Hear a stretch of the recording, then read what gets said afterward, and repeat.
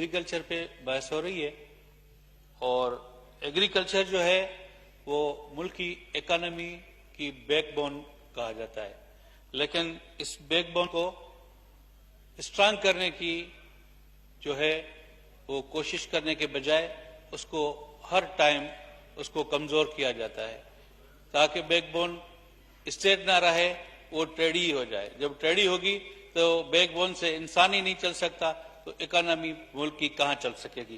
جناب chairman, practically کام کرنے کی ضرورت ہے اور کاشتکار کو جو ہے انکریج کرنے کی ضرورت ہے۔ اس میں کچھ تجاویز دوں گا، جیسے بنیادی طور پہ زراعت کے لیے پانی کی ضرورت ہوتی ہے، مشینری کی ضرورت ہوتی ہے۔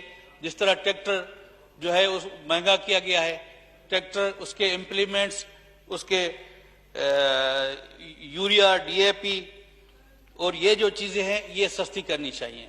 اس پہ گورنمنٹ کو سبسڈی دینی چاہیے، اور اسی آج کی رپورٹ ہے کہ ٹریکٹر کی خرید و فروخت میں 35% جو ہے کمی آئی ہے، تو یقیناً کاشتکار جو ہے وہ یہ بھی خریدنے کی قوت نہیں رکھ سکتا تو آبادی یا کاشت کیسے فصل اپنا کرے گا۔ زراعت کے لیے جس طرح پانی کی ضرورت ہے تو پانی دریاؤں میں آج بھی ہے، لیکن ہمارے دادو کینال میں وہ آج بھی ٹیل پہ جو ہے وہ لوگ اور کاشتکار جو ہے سراپا احتجاج ہیں۔ جوہی بیراج میں آج بھی پانی نہیں ہے۔ میں پوچھتا ہوں کہ یہ پانی کی ڈسٹریبیوشن کون کرتا ہے؟ جب بلوچستان کے ممبران کو بھی شکایت ہے، سندھ کے ممبران کو بھی شکایت ہے، تو یہ پانی کہاں جاتا ہے؟ جب دریاؤں میں پانی ہے تو وہ ڈسٹریبیوشن ایکول بیسس پہ کیوں نہیں ہوتی؟ وہ سیزنل جو کینال ہیں وہ بند کیے جائیں تاکہ سندھ کو بھی اپنے شہر کا پانی ملے اور بلوچستان کو بھی اپنے شہر کا پانی ملے، تاکہ زراعت کو جو ہے صحیح طریقے سے وہ ترقی کر سکے اور آبادگار کاشتکار جو ہے وہ اپنے فصل اگا سکے۔ دوسری بات، ریسرچ سینٹر۔ میں تو کہتا ہوں کہ ہم ڈپینڈنٹ ہو گئے ہیں، کوئی بھی سیڈ ہمارا یہاں کسی بھی ریسرچ سینٹر میں نہیں اس پہ تحقیق ہو رہی، اور سارے کے سارے سیڈ جو ہیں وہ چائنا سے منگائے جاتے ہیں، کیونکہ اگر خدا نہ خواستہ کبھی چائنا ہمیں سیڈ نہ دے تو میرے خیال میں ہماری زراعت کو بہت نقصان ہوگا، تاکہ ہم اپنے پاؤں پہ ہیں ہی نہیں۔ یہ سارے ریسرچ سینٹر جو ہیں یہ ملک کی جو خزانے پہ خام خواہ بوجھ ہیں، ان کی بھی کوئی تحقیق ہونی چاہیے، ان کو بھی چیک کرنا چاہیے کہ وہ کیا کرتے ہیں۔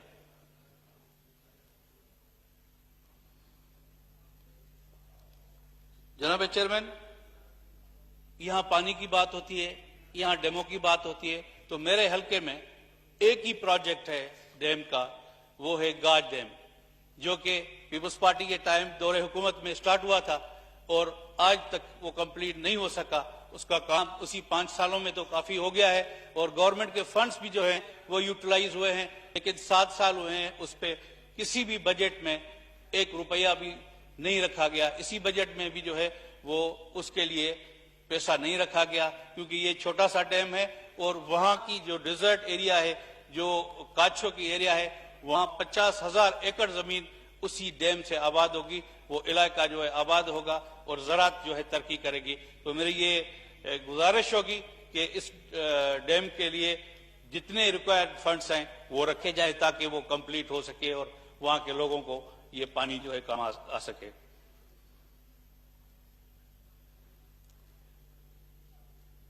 جناب چیئرمین، یہ جو ایگریکلچر پرپز کے لیے ٹیوب ویل ہے، یہ پہلے 2000 میں میرے خیال میں بلوچستان میں، سندھ میں اس کے فلیٹ ریٹ ہوتے تھے، اور آج جو ہے بلنگ ہوتی ہے، اور اتنی غلط بلنگ ہوتی ہے کہ وہ کاشتکار آبادگار جو ہے وہ پے نہیں کر سکتا۔ تو وہی سیم اسی پہ پالیسی پہ کام کیا جائے اور وہ بھی فلیٹ ریٹ مقرر کیے جائیں تاکہ وہ آبادگار جو ہیں اس سے اپنی ٹیوب ویل چلا بھی سکے اور آبادی بھی کر سکے۔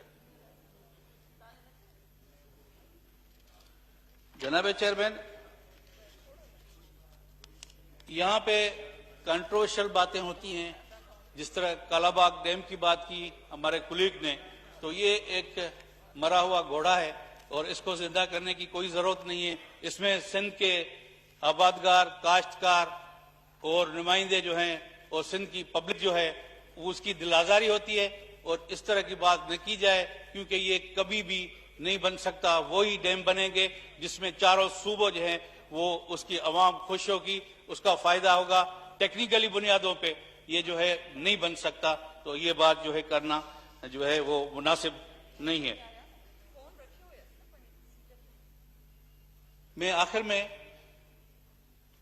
ये गुजारिश करूंगा कि ये स्पीचेस जितनी भी हुई हैं, जितनी भी तजावीज आई हैं एग्रीकल्चर के लिए, इस पे भी कोई काम करना चाहिए। और वाइंड अप करने के टाइम हमारे मिनिस्टर साहब कोई पॉलिसी अनाउंस करे, कोई बताए कि भाई हम एग्रीकल्चर के लिए इतना बास हुआ है, इतना इस ऐवान का टाइम जाया हुआ है, तो उस पे हम क्या करने जा रहे हैं।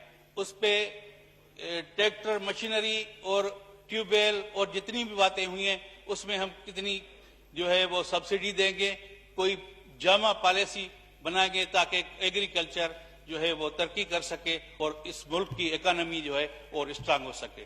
Thank you very much. शुक्रिया जमाली साहब। कल मिनिस्टर साहब इसके ऊपर जितनी भी आपकी प्रपोजल्स हैं, सजेशंस हैं, जो हाउस के जितने भी ऑनरेबल मेंबरान दे रहे हैं, मिनिस्टर साहब इसको खुद भी नोट कर रहे हैं, चूँकि अभी भी वो एक मीटिंग के सिलसिले में स्पार्को की थी, उसमें गए थे। एग्रीकल्चर मिनिस्ट्री ये सारे नोट्स ले रही है और कल वो वाइंड अप स्पीच में ये बहुत सारे जो फिजिबल हैं इंशाल्लाह इन पे वो आपको हाउस को इन्फॉर्म करेंगे। जी जनाब मोहतरम साबिर हुसैन